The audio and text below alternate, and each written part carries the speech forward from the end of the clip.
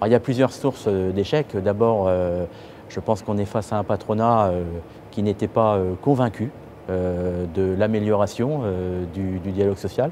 On peut le regretter, mais je pense qu'il y a une frange du patronat aujourd'hui qui reste sur des positions très conservatrices, c'est-à-dire pas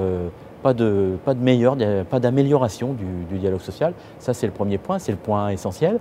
Ensuite, je pense qu'il faut aussi dire qu'au sein des organisations syndicales, il y a aussi du conservatisme qui existe et donc qui ne favorise pas une négociation de la sorte. Cette négociation, c'est pas forcément très bien engagée, hein. Il faut se rappeler qu'assez vite, on a parlé non pas de dialogue social, mais de seuils sociaux. Donc il a fallu corriger le tir assez rapidement. Et puis au-delà de ça, je dirais même qu'un certain nombre d'experts, même la presse a joué un rôle important dans les dernières semaines, qui a fait en sorte que cette négociation qui était déjà compliquée l'a rendue encore plus complexe, plus difficile à mener. Et on peut regretter cet échec, en tout cas la CFDT le regrette. Après, ce n'est pas la fin du monde, hein. On a négocié d'autres accords avant, on en négociera d'autres demain.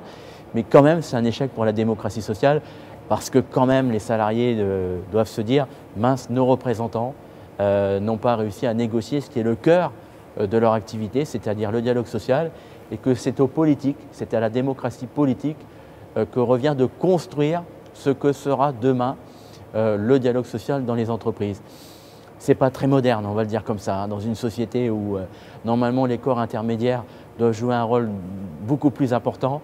On peut regretter cet échec de la négociation. Maintenant, le patronat a balayé devant sa porte. Je pense qu'il faut vraiment qu'il se réinterroge sur ce qu'il attend du dialogue social. Est-ce qu'il y croit? Est-ce qu'il y croit ou pas? La CFDT, elle croit au dialogue social. J'espère que le patronat, demain, va y croire.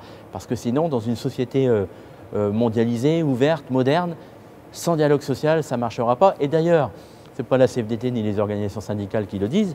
Un certain nombre d'instituts très sérieux démontrent que où il y a dialogue social, eh ben, il y a meilleure compétitivité dans l'entreprise. C'est quand même un signe important. Donc je pense que le patronat devra regarder ce type d'expertise, peut-être réfléchir, et on avancera sur la question de l'amélioration de l'efficacité du dialogue social dans les entreprises.